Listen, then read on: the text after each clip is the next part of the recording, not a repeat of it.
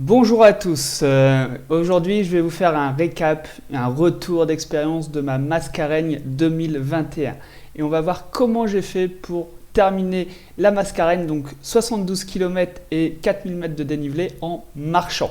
On va voir ma stratégie, on va étudier le parcours, on va étudier les différents secteurs entre les points intermédiaires, comment faire pour finir cette Mascareigne avant la barrière horaire. Dans cette vidéo, vous ne trouverez pas de vidéo du paysage et des différents parcours que vous allez emprunter. Pourquoi? Parce qu'il y a beaucoup d'autres vidéos qui le montrent très bien, des raiders en course qui se filment avec la GoPro et qui vont vous montrer chaque terrain, chaque secteur que vous allez emprunter pour la Mascareigne. Non, ça ne sera pas ici. Par contre, dans cette vidéo, on va voir comment étudier le parcours, comment gérer ses sensations, comment gérer l'effort, comment gérer la souffrance, et aussi tout ce qui est organisation de cette course, le public, le départ à 1h du matin, et même un petit peu d'entraînement si vous êtes chaud. Donc c'est parti, premier point, c'est quand même le parcours, hein.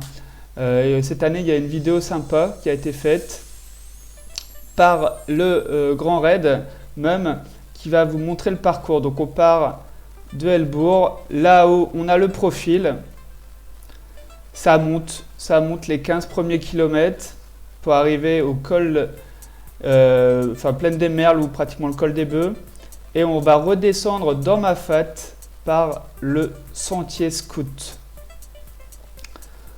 Ça descend, une remontée sur horaire, pas très longue mais assez raide, et après on redescend, c'est assez raide, sur 2 bras, la grosse montée de Dodane pour sortir du cirque de Mafate.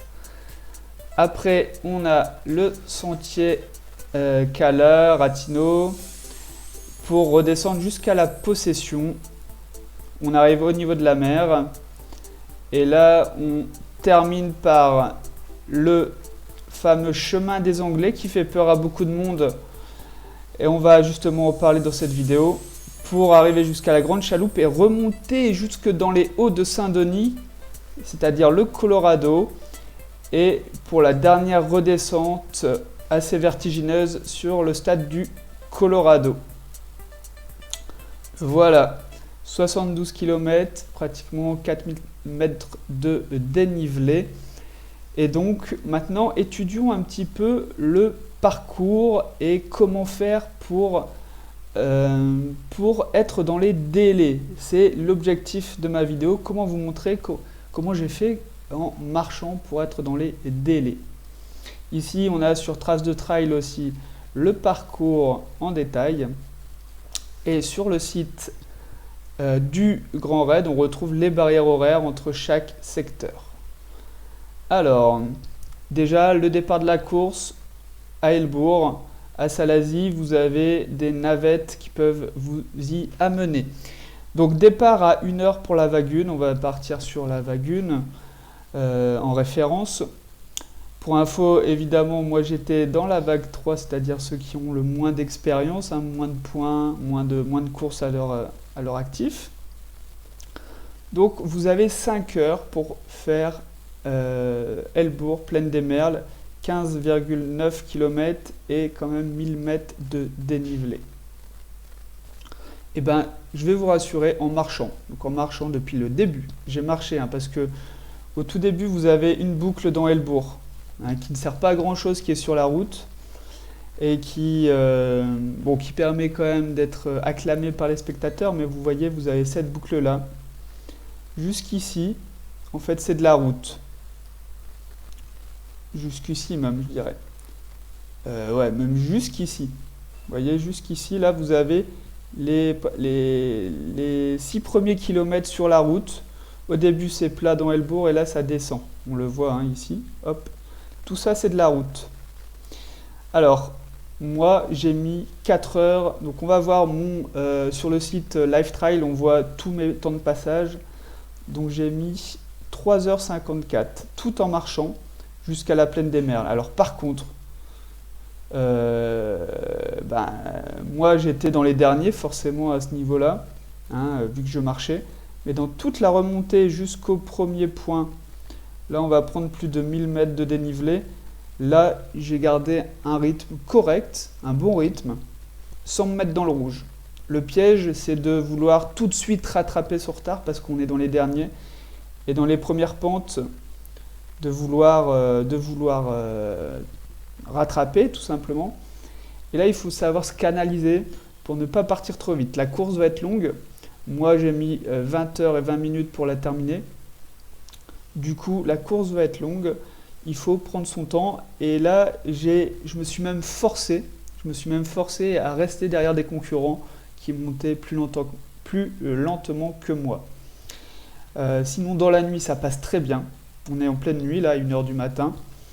Ça passe très bien, on ne voit pas le temps défiler. Pensez à s'hydrater et à manger. Moi, ce que j'ai fait pour la fin de cette partie, les 30 dernières minutes, j'ai accéléré. J'ai lâché la personne que je suivais pour accélérer et prendre un peu d'avance. Pourquoi ? Parce que ma stratégie, vous allez le voir, si vous le faites en marchant, c'est que vous allez pouvoir gagner du temps sur les barrières horaires en montée, mais en descente, vous n'allez jamais gagner de temps sur les barrières horaires, pour la Mascareigne en tout cas. Parce que la barrière horaire est faite pour quelqu'un qui court un petit peu quand même dans les descentes. Et du coup, il faut prendre de l'avance sur les barrières horaires, dans les montées. En tout cas, c'est ce que je vous conseille si vous voulez le faire en marchant. Et donc voilà, j'ai accéléré sans me mettre dans le rouge les 30 dernières minutes. Du coup, on a 5 heures pour faire ce secteur. Et moi, j'ai mis un peu moins de 4 heures, 3h54. Et étonnamment, ça va être l'heure en fait, l'heure d'avance sur la barrière horaire que je vais garder tout le long de la course. Donc au final, c'est assez important de prendre de l'avance au début. Ensuite, le secteur entre la plaine des Merles et le sentier scout. On a plus de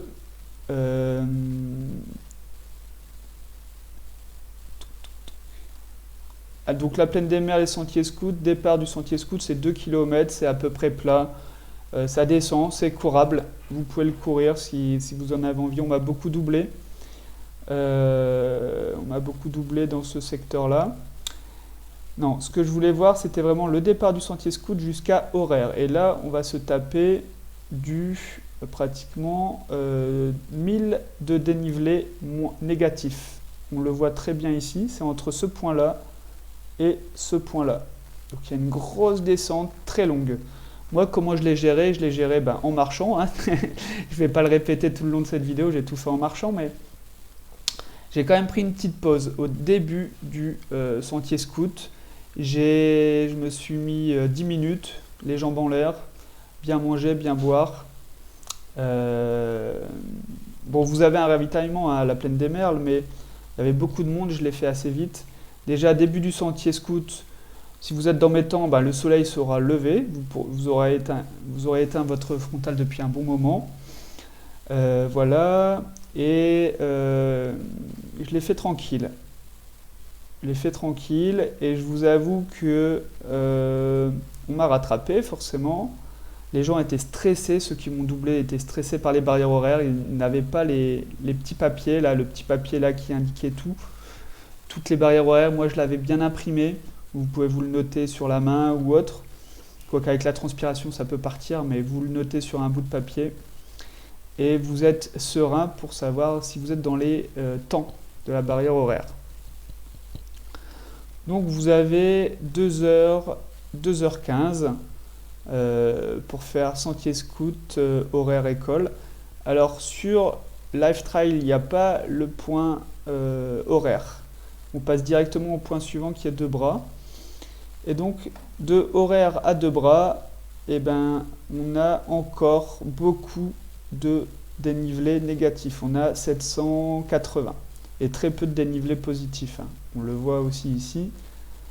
Donc horaire, ça remonte très court mais très raide. Et là, on redescend jusqu'à 2 bras. Et là, à 2 bras, j'ai tout fait en marchant, mais forcément, mon avance sur la barrière horaire diminue. Donc, la barrière horaire, pour moi, c'était 10h35 à 2 bras. Et à 2 bras, j'ai mis j'étais à 9h55. Donc j'avais 40 minutes d'avance. Vous voyez que j'ai perdu que 20 minutes entre le sommet de la plaine des Merles, la première montée, à Debras, qui est quand même plus de 4 heures plus tard. C'est un passage assez sympa de Horaire à Debras. On est à l'ombre, il fait pas encore chaud, on va éviter, c'est le matin, et on va éviter le soleil, on est à l'ombre dans ma fat, donc je ne l'ai pas trouvé très dur. Un petit peu longue à la fin, parce qu'on arrive ici dans le fond de la rivière et on doit longer la rivière, c'est sur le plat, c'est pas très intéressant jusqu'au ravitaillement de Debras. À Debras, qu'est-ce qui nous attend? Il nous attend la montée, la plus grosse montée. Oh, pas sûr, pas sûr. Pour moi, le Colorado était plus dur, mais une très grosse montée de cette course. D'ailleurs, à Debras, on retrouve le parcours des autres courses Grand Raid ou Trail de Bourbon. On trouve une énorme montée jusqu'à Dodane. Et donc, Dodane, on a 2 heures pour le faire. On a 2h30 pour faire Debras-Dodane. Avec un indicatif de 701 de dénivelé positif en 5 km. Donc, mais c'est très très raide. Très raide. Et alors là, je me suis éclaté comme un malade. Moi, ma stratégie, je m'étais réservé, j'avais marché. Je me suis dit, à Dodane, il faut que je reprenne de l'avance sur ma barrière horaire. Et c'est vrai, j'ai pratiquement tout donné. J'étais à 90%. C'est un parcours qui est en single, on ne peut pas toujours doubler. J'ai été bloqué, il y a des échelles, j'ai été bloqué par des gens que je rattrapais. Jusque-là, j'étais un petit peu tout seul dans ma course, je ne voyais pas grand monde. Et à partir de Debras et la montée sur Dodane, j'ai commencé à rattraper énormément de personnes. On le voit, hein. À Debras, j'étais 1083e et à Dodane, 950. Ça fait plus de 130 personnes de rattraper. Et j'ai même regardé un petit peu, je me suis fait plaisir. J'ai le 10e temps sur les 200 concurrents qui sont... il y a les 100 concurrents avant moi et 100 concurrents après moi à l'arrivée. J'ai le 10e temps, donc ça veut dire que j'ai pas traîné en route. Et franchement, c'était un kiff total de rattraper tous ces raiders qui m'avaient largué dans les descentes. Comment gérer cette montée? Toujours bien boire, bien manger, hein, j'ai vu des gens faire des malaises. Donc, bien boire, bien manger, ne pas prendre trop de temps au ravitaillement, ça sert à rien quand on marche, surtout très important.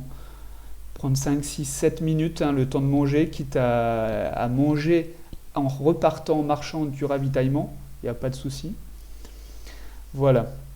Ensuite, de Dodane jusqu'à la possession, c'est un petit peu de la descente acrobatique. On a des sentiers très très techniques. Je pense au chemin Ratinho et au sentier Cala. Mais on va se rebouffer énormément de dénivelé négatif, pratiquement 1000 mètres de dénivelé négatif. Il faut savoir que sur la Mascarene, on a 4000 mètres de D+, et 5000 de D-. Donc le D- fait aussi mal pour moi que le D+, voire plus. On arrive à la possession. On est à 16h05 normalement à la possession pour moi. Et moi j'étais à 15h09. Vous voyez, j'ai rattrapé un petit peu de ma barrière horaire. J'étais à 40 minutes et là je suis pratiquement à 1 heure. Pourquoi? Parce que ça descend et j'ai marché, du coup j'ai perdu un petit peu de temps sur la barrière horaire. Alors par contre, un petit point positif quand on arrive à la possession, c'est que de la possession à la Grande Chaloupe, on a 2h15 pour 7 km 6. Ça veut dire qu'on a le temps vraiment de voir la famille si elle est là, de se soigner. Moi je me suis fait soigner les pieds, les cloques et j'ai bien fait. J'aurais même dû le faire avant, mais j'étais un peu stressé par les barrières horaires.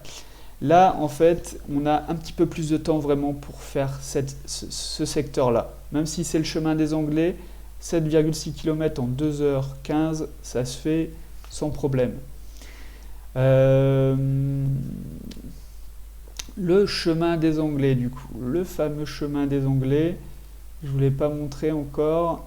Donc après la possession, il y a une petite partie qui se court le long de la 4 voies de l'autoroute, hein, qui est de peut-être... on va le voir. Hein. Là, on est à combien? On est à 50 km.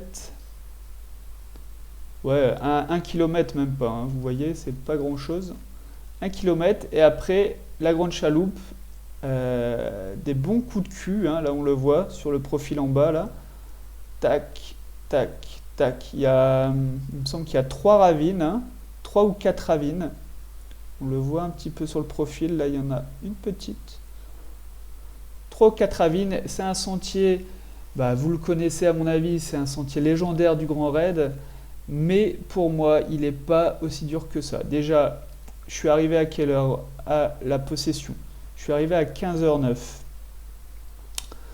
Il faut savoir que les heures les plus chaudes, c'est un peu comme en métropole. Hein, c'est quand même de 10h à 14h. Le soleil se lève vers 5h30 et se couche vers 18h, 18h30.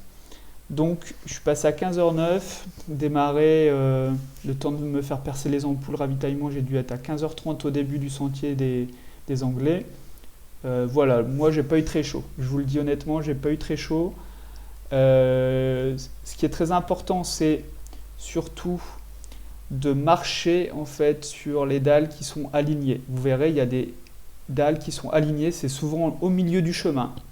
Honnêtement, c'est pas très compliqué de s'en rappeler, c'est au milieu du chemin, vous avez des dalles alignées, et là vous pouvez enchaîner les pas. Mais vous pouvez pas courir, enfin, de toute façon, très peu de monde court, c'est la fin de la course, et si vous courez, c'est compliqué quand même. Mais marcher, il n'y a aucun souci. Par contre, ça peut être assez raide. Ensuite, on arrive à la grande chaloupe. Alors la dernière descente, là par contre, les pierres, il y en a de partout. Faut prendre le temps, parce que sinon la cheville peut tourner facilement, vous êtes presque au bout, ça serait bête de gâcher votre belle course. La grande chaloupe, on doit arriver à 18h20 et moi j'étais à 17h19, donc j'ai même gagné un petit peu de temps sur la barrière horaire, j'ai pas perdu de temps en tout cas, voilà.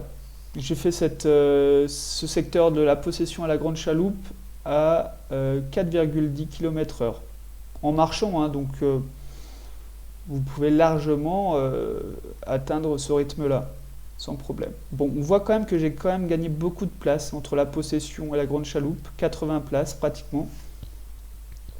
Je pense aussi que c'est dû aux abandons qui s'enregistrent au fur et à mesure de la course. Et puis on arrive sur la dernière montée. Alors, enfin, je vais vous en chiffres. Hein, on va, avant de parler de la dernière montée, en chiffres, la possession grande chaloupe, il y a que 370 de D+. Vous voyez, c'est pas énorme. Hein. Entre par contre la grande chaloupe et le Colorado, on a une belle montée de 672 plus 160, donc pratiquement 900, hein, si je ne me trompe pas. Non, un petit peu moins de 900, 850.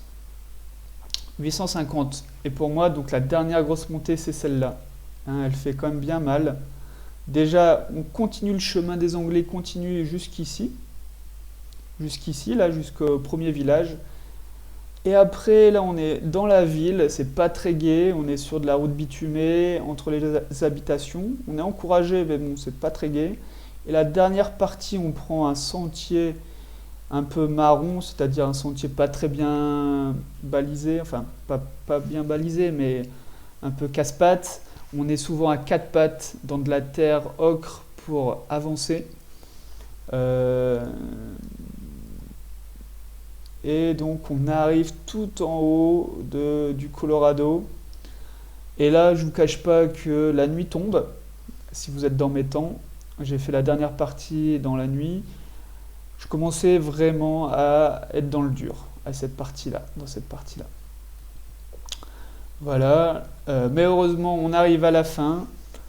Alors, très important, ce qu'il faut savoir, donc je suis arrivé à 18h44. Je suis arrivé à 20h05 Et donc le Colorado, j'avais jusque 20h50. Donc j'ai quand même perdu 15 minutes sur la barrière horaire, alors que c'était en montée et que je suis plutôt à l'aise en montée. Donc il ne faut pas traîner entre la Grande Chaloupe et le Colorado, hein, vous voyez. Il ne faut pas traîner. Et le plus dur, c'est d'arriver au Colorado parce que je ne le savais pas, mais une fois au Colorado, on va vous laisser arriver à la redoute si vous êtes sous la barrière horaire. C'est-à-dire que même si vous mettez plus de temps à la redoute, si vous arrivez à 22h30, si vous êtes dans la vague 2, comme moi, eh ben, on vous laissera passer. Donc en fait, la dernière barrière horaire, c'est le Colorado. Pourquoi je vous dis ça? Parce que moi, j'ai fait l'idiot. Je savais que dans les descentes, je perdais du temps sur la barrière horaire. J'étais stressé. Toute la journée, j'ai pensé aux barrières horaires et j'ai couru un petit peu ou j'ai pris des risques dans la dernière descente qui ne servaient à rien. Je me suis fait peur, je me suis fait peur 2-3 fois. C'était idiot de ma part au final de vouloir gagner 5 minutes parce que au final, on va vous laisser passer en fait, hein, à l'arrivée. Voilà un petit peu, je vous parle pas des ravitaillements, hein. Les ravitaillements sur la Mascareigne, ils sont très légers. Le plus important, c'est à la plaine des Merles. Il y a une petite soupe chaude, enfin il y a une soupe chaude, et à la Possession. Enfin, ils sont très légers, il n'y aura pas à manger en fait. Il y aura toujours de quoi se ravitailler, mais il n'y aura pas à manger comme sur le Bourbon ou sur le Grand Raid. Ça sera des soupes ou des... il y aura tout ce qu'il faut, hein. Il y aura du sel, il y aura du sucré, du salé, mais pas de gros repas en fait. Voilà. Ce que je voulais vous montrer aussi, ça on va la faire tourner en boucle. Est-ce que je peux la faire tourner en boucle?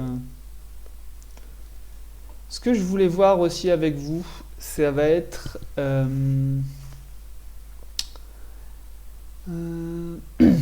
donc mes sensations lors de la course.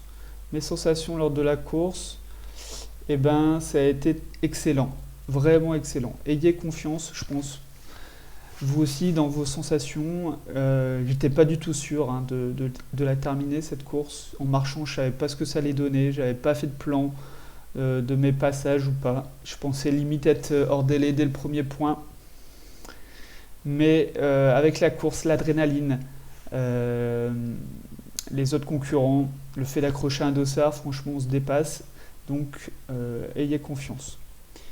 Tout s'est bien passé, super course.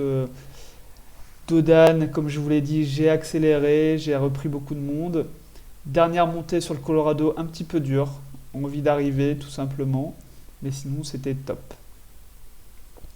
La gestion de l'effort, j'en ai parlé un petit peu, donc marcher dans les descentes et dans les montées, mais dans les montées, ne pas traîner. Hein, il faut que vous preniez de l'avance sur les barrières horaires. En termes d'alimentation, moi je faisais des pauses de 1 à 2 minutes, c'était chronométré, hein, sur ma montre, où je mangeais, je buvais toutes les heures plus les ravitaillements.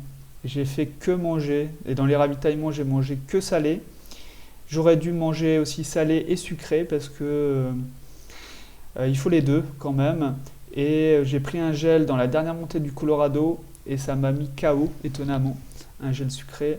Et j'ai vu qu'après, en fait, c'était une sorte de compensation quand on n'a pas mangé sucré pendant très longtemps. Prendre beaucoup de sucré d'un coup, c'est pas bon non plus.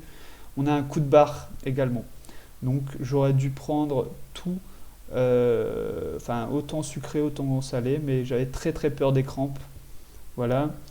Prendre de l'eau, boire beaucoup d'eau, hein. Là, il n'y a pas de secret. J'avais mon Camelback, moi, et une flasque. Franchement, ça va très très bien. La flasque, c'est quand même pratique pour pouvoir changer de boisson ou rajouter du sel. Moi, ce que je faisais, c'était à chaque ravitaillement, je mettais une poignée de sel dans ma flasque de 500. Ça me permettait d'avoir mon apport en sel et de ne pas perdre tous mes sels minéraux. Alors, au niveau de la souffrance, moi, étonnamment, j'ai pas eu beaucoup de souffrance. J'étais dans ma course, j'étais en mode point après point, ravitaillement après ravitaillement. barrière horaire après barrière horaire. De toute façon, je ne pouvais pas m'arrêter, il fallait que je passe la barrière horaire suivante. Du coup, ça s'est passé très très vite en fait. Au niveau du public, là j'ai été impressionné du public sur la Mascareigne parce que j'étais dans les derniers et j'ai toujours été encouragé. Il y a des gens de partout. Au milieu du sentier, il faut 2 heures de marche, ils sont là en famille à taper sur des casseroles pour t'encourager. Ça c'est exceptionnel. Donc franchement, j'en ai fait des courses en métropole, mais là, honnêtement, la Mascareigne, c'est quelque chose, enfin les courses du Grand Raid, c'est vraiment énorme. Il faut savoir que sur la Réunion, c'est vraiment l'événement sportif de l'année.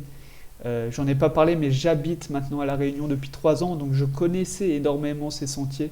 Ça c'est vrai, point important, la connaissance des sentiers. Regardez des vidéos avant sur des gens qui filment leur parcours. Vraiment, vraiment. Ça va vous permettre de simuler votre passage, de savoir à quoi vous vous attendez. Voilà. Ce que je voulais dire aussi en termes de souffrance, c'est qu'il faut s'attendre à souffrir. Il faut l'accepter. Ça, c'est très important. Si vous pensez que ça va être facile, vous aurez des mauvaises surprises. Et le moral va prendre un coup. Quand le moral ne va plus, vos jambes ne vont plus, n'avancent plus. On parle de mental, mais pour moi, c'est le moral qui compte. Si vous avez un bon moral, vous allez continuer à avancer. Et pour ça, il faut anticiper les difficultés que vous allez avoir. Et ça, c'est en se disant à l'avance que vous allez avoir sûrement des cloques, que vous allez avoir peut-être du mal à manger, que vous allez avoir des crampes, peut-être. Voilà, tout ça, c'est en anticipant, en se disant que c'est pas grave, qu'il y a des solutions, qu'on va y arriver quand même. En plus, alors le départ 1h du matin, franchement, quand on est dans la course, ça pose pas de problème. Dans la vie de tous les jours, 1h du matin, j'aurais été KO, mais là, avec l'excitation, aucun problème. Il n'a pas fait très froid parce que on est vite dans la première montée et du coup, dans la montée, on n'a pas froid. Voilà. On n'a pas froid, et puis le lever du jour, c'est au sommet de la plaine des Merles, on redescend vite, on n'a pas froid. Mais il faut quand même prendre une veste coupe-vent imperméable. Voilà.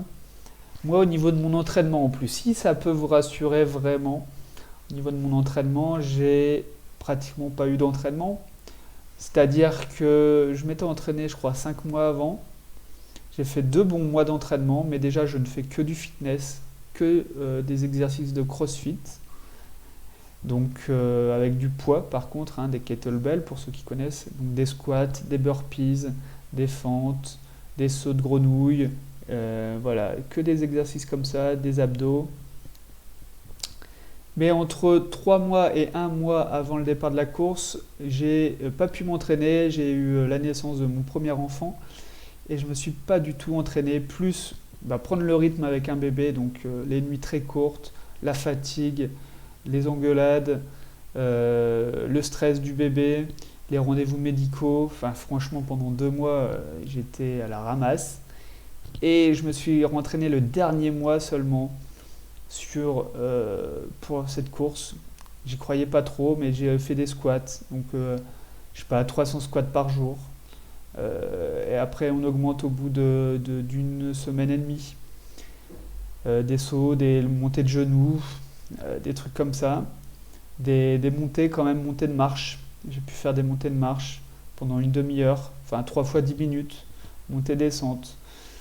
J'ai fait ça et honnêtement, j'avais pas un top entraînement, mais en marchant, c'est passé nickel. À part la dernière montée où j'ai eu peur quand même pour les crampes au niveau des mollets. Mais sinon, j'étais nickel. Voilà.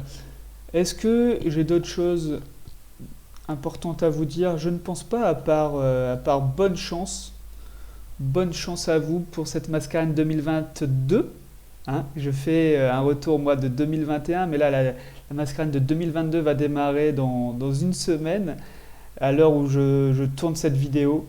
Donc, bon courage à tous. Moi, je vais peut-être vous faire une vidéo sur mon retour d'expérience sur le Grand Raid, parce que cette année, j'ai décidé de passer à l'échelon XXXXL, le grand raid, et j'aimerais bien vous faire un petit retour dessus. Allez, je vous dis bisous, à bientôt, bonne course aux sportifs.